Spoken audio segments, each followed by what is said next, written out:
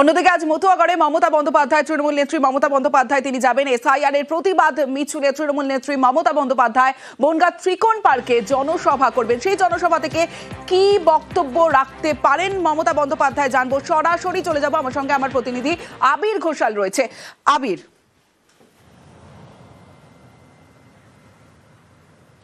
তমশ্রী, গতকালকে সাংগঠনিক বৈঠকের মধ্যে দাঁড়িয়ে একটা উল্লেখযোগ্য কথা বলেছেন অভিষেক বন্দ্যোপাধ্যায়। তিনি উল্লেখ করে বলেছেন যে এই রাজ্যে নির্বাচনী প্রক্রিয়া শুরু হয়ে গিয়েছে এবং হাতে রয়েছে মাত্র 150 দিন।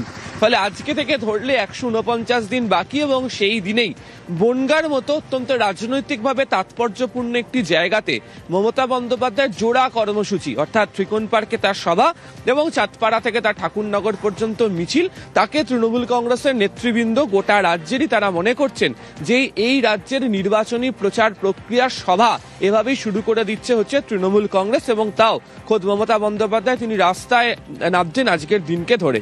ফলে সেদিক থেকে দেখতে গেলে তৃণমূল কংগ্রেসের অন্দরে এই গোটা রাজনৈতিক কর্মসূচিকে ঘিরে প্রত্যেকের মধ্যে একটা আগ্রহ তৈরি হয়েছে, কারণ আজকে দাঁড়িয়ে মমতা বন্দ্যোপাধ্যায় কি কথা বলেন। দ্বিতীয়ত, আমরা যদি একটু পিছিয়ে যাই তাহলে দেখবো যে 2019-এর লোকসভা হোক, 2021-এর বিধানসভা হোক, 2024-এর লোকসভা হোক, এই যে বনগাঁ সাংগঠনিক জেলা, সেই বনগাঁ সাংগঠনিক জেলার অন্তর্গত যে সমস্ত বিধানসভা কেন্দ্রগুলি রয়েছে সেই বিধানসভা কেন্দ্রগুলিতে শাসক দল তৃণমূল কংগ্রেসের ফল যে নিদারুণ ভালো এমনটা নয়, বরঞ্চ এই জায়গাতে বিজেপি তাদের যে নিজের জায়গা তা তৈরি করতে পেরেছে এবং এর সন্নিহিত যে জায়গা অর্থাৎ রানাঘাট সাংগঠনিক জেলা, সেখানেও তৃণমূলের তুলনায় বিজেপির ফল লোকসভা এবং বিধানসভা উভয় ক্ষেত্রেই যথেষ্ট ভালো। রাজ্যের যে বর্তমান যে রাজনৈতিক পরিস্থিতি বা যে আবহ তৈরি হয়েছে সেখানে এসআইআর অবশ্যই একটি গুরুত্ব পাচ্ছে। এর পাশাপাশি শাসক দল যেটাকে তাদের প্রচারের ক্ষেত্রে নিয়ে আসতে চলেছেন সেই প্রচারের ক্ষেত্রে উল্লেখযোগ্য কি, এক হচ্ছে বঞ্চনার ইস্যু। যে জায়গাতে দাঁড়িয়ে মমতা বন্দ্যোপাধ্যায় সভা করবেন বা যে পথ ধরে তিনি মিছিল করবেন, আমি চাঁদপাড়াতেই রয়েছে, এখান থেকে মিছিল হওয়ার কথা রয়েছে, দুটো জায়গার ক্ষেত্রেই একটা বিষয় গত কয়েকদিন ধরে তৃণমূল সুর চড়িয়ে তুলেছে। এক, যে নাগরিকত্ব দেওয়ানোর নাম করে কেন বিজেপির তরফ থেকে ক্যাম্প করা হচ্ছে, কেন নাগরিকত্ব দেওয়ানোর নাম করে যারা সেখানে আসছেন তাদের কাছ থেকে অর্থ নেওয়া হচ্ছে একটা সার্টিফিকেট দেওয়ার কথা বলে, এবং তা নিয়ে তারা সরব হচ্ছেন।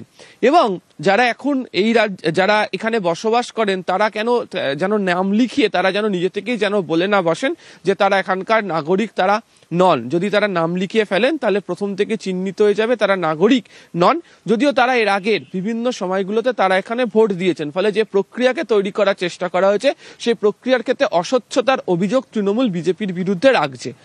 ফলে এই জায়গা থেকে অর্থাৎ আজকে বনগাঁ সাংগঠনিক জেলা থেকে তিনি যে সভা করতে চলেছেন এই প্রসঙ্গ একেবারেই আসবে বলে রাজনৈতিক মহলের মতে। সভা করতে চলেছেন এই প্রসঙ্গ একেবারেই আসবে বলে রাজনৈতিক মহলের মতে। দ্বিতীয়ত হচ্ছে, গত কয়েকদিন ধরে আলোচনাতে বারবার ধরে উঠে এসেছিল যে দলের নেতা কর্মী যারা রয়েছেন কোথাও কি তাদের মধ্যে কোথাও একটা আত্মতুষ্টি কাজ করছে, যে কারণেও গতকালকে সাংগঠনিক বৈঠকের ক্ষেত্রে অভিষেক উল্লেখ করেছেন যে কোনো শিথিলতা দেওয়া চলবে না, আত্মতুষ্টিকে দূরে সরিয়ে রাখুন এবং প্রত্যেককে এই মুহূর্তে রাস্তায় নামতে হবে। এবং সাংসদ বিধায়ক থেকে শুরু করে বাকি যারা নেতারা রয়েছেন পদে থাকা ব্যক্তিরা তারা কি পারফরমেন্স করছেন সেই পারফরমেন্সের রিপোর্ট প্রত্যেক দিন খোদ মমতা বন্দ্যোপাধ্যায়ের হাতে জমা পড়ছে এবং তার ভিত্তিতে পুনরায় 6 তারিখে ফের একটি রিপোর্ট জমা পড়বে। ফলে এখন থেকে নির্বাচনকে কেন্দ্র করে ফলে ওই প্রথমেই তোমাকে শুরুতে যেটা বলছিলাম যে 150 দিনের হিসেব, তাকে কেন্দ্র করে তৃণমূল যদি প্রচার প্রক্রিয়া শুরু করে তাহলে দলের নেতাকর্মীরা কি ভূমিকাতে রাস্তাতে অবতীর্ণ হবেন তারও আজকের একটা বার্তা মমতা বন্দ্যোপাধ্যায় দেবেন। এবং অবশ্যই মতুয়াগড়ে তিনি যখন সভা এবং মিছিল করতে চলেছেন সেখানে ঠাকুরবাড়ির প্রসঙ্গ আসবে এবং গত কয়েকদিন ধরে দেখতে পাওয়া গিয়েছে যে ঠাকুরবাড়ি কার্যত বিভক্ত হয়ে গিয়েছে, অনশন চলেছে, সভা চলেছে, একে অপরের বিরুদ্ধে পারস্পরিক যে বক্তব্য তারা রেখেছেন। এক্ষেত্রে দাঁড়িয়ে মতুয়াদের জন্য তৃণমূল কংগ্রেস কি কাজ করেছে এবং তার প্রেক্ষিতে তারা কি ভাবনা চিন্তা তাদের জন্য করতে চায় তারও বার্তা আজকের এই সভা এবং মিছিল থেকে মমতা বন্দ্যোপাধ্যায় রাখবেন। তমশ্রী, বেশ আবির, এটা আমাদের কাছে একটা বড় প্রাপ্তি। যেখানকার মানুষের মধ্যে যে আশাটুকু মুখ্যমন্ত্রী বারবার বলে দিয়েছিলেন যে যাদের আধার কার্ড ভোটার কার্ড আছে একটি মানুষকেও এখান থেকে চলে যেতে হবে না, কাউকে বেনাগরিক করবার যে চক্রান্ত কেন্দ্রীয় সরকার করেছেন সেটা প্রতিহত আমরা করব। বাংলার মানুষ বাংলায় থাকবেন। অতএব বারবার তারা টিভি মিডিয়ায় ইলেকট্রনিক্স মিডিয়ায় শুনেছেন, কিন্তু আজকে তারা নিজে তার কথা শুনবার জন্যে এখানে আসবেন। সেই কি বার্তা দেন, সেই বার্তা নিয়ে মানুষ আবার গ্রামে ফিরে যাবে। ভোটের আগে ভোটার তালিকার নিবিড় সংশোধন ঘিরে গরম বঙ্গ রাজনীতি। অনেক বিএলওই বলছেন কাজের অত্যাধিক চাপ, আর এর জন্য সরাসরি নির্বাচন কমিশনকে দুষছে তৃণমূল। পাল্টা আসরে নেমেছে বিজেপি। তৃণমূল বিজেপিকে দু দলকেই নিশানা করেছে সিপিআইএম।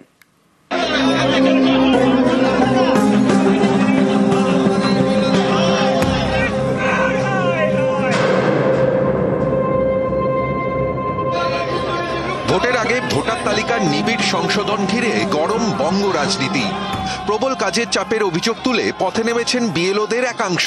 বিএলওদের অভিযোগ ঘিরে বাকযুদ্ধ রাজনীতির ময়দানেও।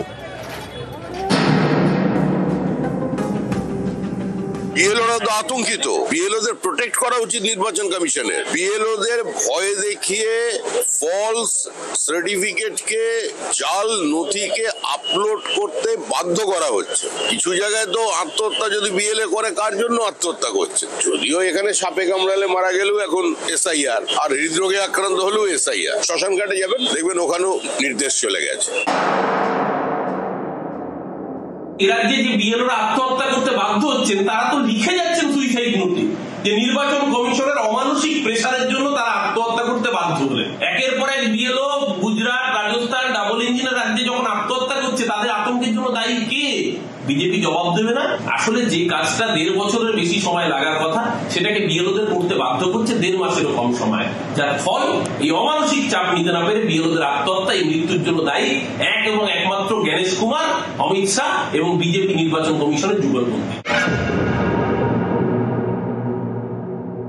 ইন্টেন্সিভ রিভিশন হতেই পারে, কিন্তু তাতে আতঙ্ক সৃষ্টি করা হয়েছে, যে উদ্দেশ্যে সৃষ্টি করা হয়েছে, এই অপরাধটা নির্বাচন কমিশন যেমন অপ্রস্তুত, নির্বাচন কমিশন হোক আর রাজ্য সরকার হোক আর কেন্দ্রীয় সরকার হোক, ডাটা এন্ট্রি অপারেটর পর্যন্ত দেওয়া যাবে না। সেই চাপটাও বিএলওদের। বিজেপি ধমকাচ্ছে, তৃণমূল ধমকাচ্ছে, নির্বাচন কমিশন ধমকাচ্ছে।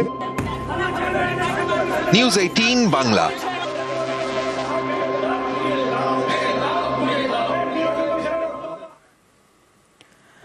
অভিষেক বন্দ্যোপাধ্যায় গতকাল ভার্চুয়াল বৈঠক করেন, আর সেই বৈঠকে জোট বার্তা। 26-এর ভোটের প্রস্তুতি শুরুর নির্দেশ। ভোটের আগে কোন্দল বরদাস্ত নয়, সাফ জানিয়ে দিয়েছেন অভিষেক বন্দ্যোপাধ্যায়। দল চিহ্নিত করেছে অনেক জায়গায়। নিষ্ক্রিয় নেতা কর্মীদেরও হুঁশিয়ারি দিয়েছেন অভিষেক বন্দ্যোপাধ্যায়। দল ছেড়ে দিন, মানুষ ক্ষমা করবে না। ভালো কাজ করলে অনুবীক্ষণ যন্ত্র দিয়ে খুঁজে এনে আপনাকে দায়িত্ব দেওয়া হবে। এই যুদ্ধে যে থাকবে না তাকে ক্ষমা করা হবে না। অভিষেক বন্দ্যোপাধ্যায় স্পষ্ট বার্তা। কারোর সাথে ব্যক্তিগত মতপার্থক্য থাকতে পারে, এমনটাও বার্তা দিয়েছেন। যুদ্ধের সময় কাজ না করলে মানুষ মনে রাখবে।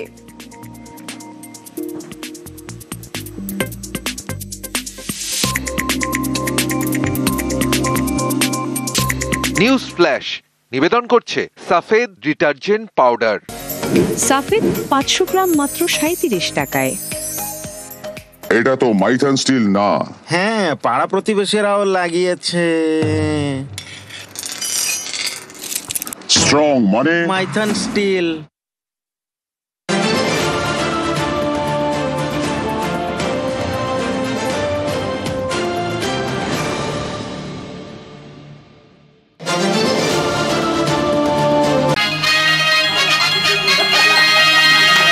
এই যে এসআইআর চলছে, স্পেশাল ইন্টেন্সিভ রিভিশন, এই স্পেশাল ইন্টেন্সিভ রিভিশন বিএলওরা করছেন, সেখানে ডেটা এন্ট্রি অপারেটর নিয়োগ করতে হবে, কিন্তু নির্বাচন কমিশন কখনোই চায় না বাংলা সহায়ক কেন্দ্রের ডেটা এন্ট্রি সেখানে কাজ করুক। আর এতেই প্রতিবাদ জানাচ্ছেন মমতা বন্দ্যোপাধ্যায়। এই যে নির্বাচন কমিশন চিঠি দিয়েছে, নির্বাচন কমিশন বাংলা সহায়তা কেন্দ্রের কর্মীদের অনীহা জানাচ্ছে, তাতেই প্রশ্ন তুলছেন মমতা বন্দ্যোপাধ্যায়। মুখ্য নির্বাচন কমিশনারকে চিঠি দিচ্ছেন। চিঠি দিয়ে তিনি বলছেন, বাইরের ডেটা এন্ট্রি অপারেটর কেন নিয়োগ করা হবে? সিও দপ্তরের কর্মী থাকা সত্ত্বেও কেন বাইরে থেকে নিয়োগ? বিশেষ রাজনৈতিক দলকে সুবিধা পাইয়ে দেওয়ার চেষ্টা। কমিশন যে প্রস্তাব দিয়েছে সেই প্রস্তাব নিয়ে প্রশ্ন তুলে চিঠি মুখ্যমন্ত্রীর।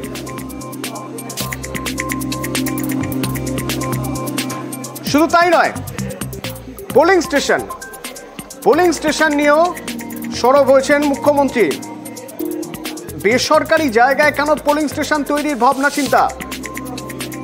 সরকারি জায়গায় পোলিং স্টেশনের পক্ষেই সওয়াল মমতার এবং কমিশনের নিরপেক্ষতা নিয়েও প্রশ্ন তুলে দিচ্ছেন মুখ্যমন্ত্রী।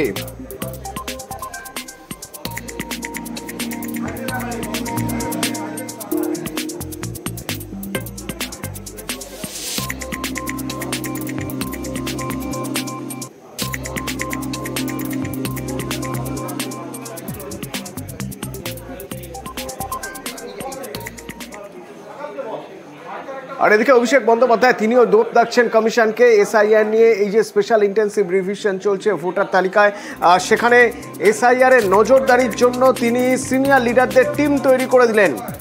আরও জোরদার আন্দোলনের হুঁশিয়ারি দিলেন অভিষেক বন্দ্যোপাধ্যায়। দিল্লিতে কমিশনের তৃণমূল সাংসদদের দল এসআইআর এর নজরদারিও করবে সিনিয়র লিডারদের একটি টিম। এবং এই যে এত মৃত্যু হচ্ছে, সেই এত মৃত্যুর অভিযোগ উঠছে, তাতে কমিশনের বিরুদ্ধে এফআইআর নয় কেন, প্রশ্ন তুললেন অভিষেক।